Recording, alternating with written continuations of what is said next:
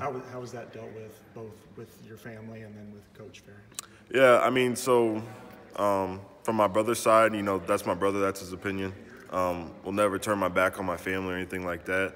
From the coach's side, they handled it the way they thought to handle it.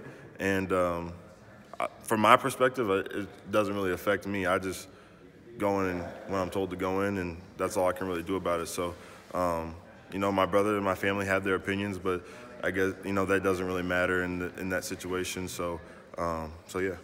Would you prefer that he not do that, or that's his right as your brother? That's his right as my brother. I mean, it was one of those things where he tweeted it, and it happened. Like, I can't. That's my older brother. I'm not going to go tell him, hey, take that down. That's the guy I've been looking up to my whole life. So I don't think he's hurting me. I don't think my family's hurting me. They only want the best for me. So yeah. Did you talk to him about it? Yeah, I talked to him about it, and he kind of expressed how he was feeling about it. And I had meetings with Coach Ferentz and Coach Brian about it, and so yeah, that's all that's really just be said about it. You feel kind of caught in the middle a little bit? Not really. I kind of removed myself from the whole thing. I've even, told coaches, I can't control, how things are called, how whatever is called. My job is to go in when I'm told to go in and catch the ball and score touchdowns and do all that stuff, block. And so that's what I've just been trying to do. Has it not been, was it a distraction for you at all? I guess that's the kind of the worry when things like this happen.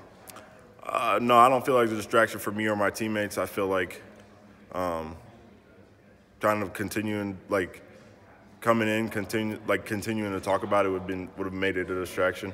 And so honestly, in those meetings, I had a figure that those meetings were going to happen and that I was going to get called in. But to me, I was already moved past it, and I'm just worried about being with my teammates and worried about playing with my team and hopefully getting on the field as much as I can. So. Was it just weird timing with that kind of coming at the same time you got a concussion and you disappeared from us for a month? Was it just weird timing how that kind of all worked against you there in that minute? Yeah, I mean, I don't feel like anything really worked against me. I feel like everything happens for a reason. Maybe it was time for me to, I wouldn't say get injured, but, I got injured and ended up working out at Indiana. I was able to score and have 100 yards receiving. So, I mean, it all happens for a reason. Right. It all works out. So. Right. Has your family talked to the Iowa coaches since then? Have they kind of maybe worked through it? I'm not really sure. I don't really go from that side of things. From the coach's perspective, they don't really care about how my family feels or anything like that. So, but I mean, with how me personally to my family, I'll always love my family. They're never there to hurt me or anything like that. So, they're entitled to their opinion though, and so yeah. So last question. Some people may worry that has a rift between you and TJ, but I mean, TJ said that he helped you during the concussion protocol and checked up on you. How would you describe your bond with TJ? No, yeah, my bond with TJ is really well. He's a great guy and a good dude, and I kind of see that also as people. We don't really want to peg guys against each other, especially on our own team. TJ does things that he does. I do things that I do, and we both open each other up at different points in time.